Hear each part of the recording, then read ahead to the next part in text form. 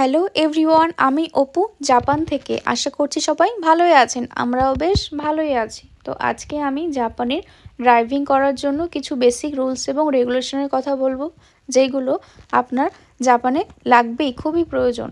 তো প্রথমত রয়েছে, আপনি যদি জাপানে ড্রাইভিং করতে চান তাহলে আপনার কাছে প্রথমত একটা ভ্যালিড ড্রাইভিং লাইসেন্স অতি অবশ্যই থাকতে হবে। দ্বিতীয়ত, আপনি ড্রিঙ্ক অ্যান্ড ড্রাইভ করতে পারবেন না। আপনি যদি অ্যালকোহলিক হয়ে থাকেন তাহলে আপনার লিমিটেড ড্রিঙ্ক করা উচিত।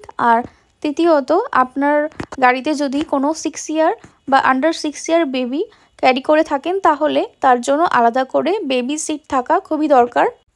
তৃতীয়ত, আপনার গাড়িতে যে কজন প্যাসেঞ্জারই থাকুক বা না থাকুক, আপনাকে সিট বেল্ট ইউজ করতেই হবে, সঙ্গে তাদেরও অল টাইম সিট বেল্ট ব্যবহার করতে হবে।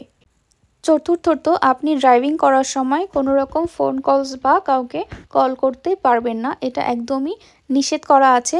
আর যদি আপনার খুবই গুরুত্বপূর্ণ কল থাকে, যদি আপনার রিসিভ করতেই হয়, তাহলে আপনি কোনো সেফ জায়গায় বা মেইন রোড থেকে সরে গিয়ে পার্কিং স্লটে গিয়ে কল করতে পারেন, এতে কোনো অসুবিধা হবে না। আর গাড়ি যেখানে সেখানে পার্ক করা যাবে না, মানে আপনি হাই রোডে বা যেখানে সেখানে হঠাৎ করে গাড়ি পার্ক করতে বা থামাতে পারবেন না, এটা লয়ের অ্যাগেনস্টে। এবং গাড়ি চালানোর স্পিড অনুযায়ীও অনেক রুলস রয়েছে, যেমন আপনি যে কোনো রাস্তায় যে কোনো রকমের স্পিডে গাড়ি চালাতে পারবেন না, আলাদা আলাদা রাস্তায় আলাদা রকম স্পিডে গাড়ি চালানো যাবে। যেমন এক্সপ্রেসওয়েতে আপনি 80 থেকে 100 কিলোমিটারে গাড়ি চালাতে পারবেন, এবং নর্মাল রেগুলার যে রাস্তাগুলো আছে সেগুলোতে 30 থেকে 60 কিলোমিটারে আপনি গাড়ি চালাতে পারবেন, তাতে কোনো অসুবিধা নেই।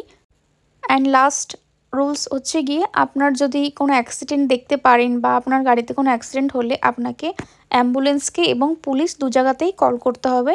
তো দু জায়গা কল করার জন্য আলাদা আলাদা কলিং নাম্বার রয়েছে, সেগুলো হচ্ছে গিয়ে, প্রথমে কল করতে হবে পুলিশকে, যেটা নাম্বার রয়েছে 110, আর যেটা হচ্ছে গিয়ে অ্যাম্বুলেন্স কলিং, সেটা হচ্ছে গিয়ে 119। এই দুটোতে আপনাকে অবশ্যই কল করতে হবে। অ্যাম্বুলেন্স বা পুলিশ যতক্ষণ না আসছে ততক্ষণ আপনি কোনো স্টেপ নিতে পারবেন না, ওনারা আসার পরেই যা হবে। তাছাড়াও আপনাকে গ্রিন, ইয়েলো এবং রেড লাইট, এই তিনটে অলওয়েজ মেনটেন করে চলতে হবে।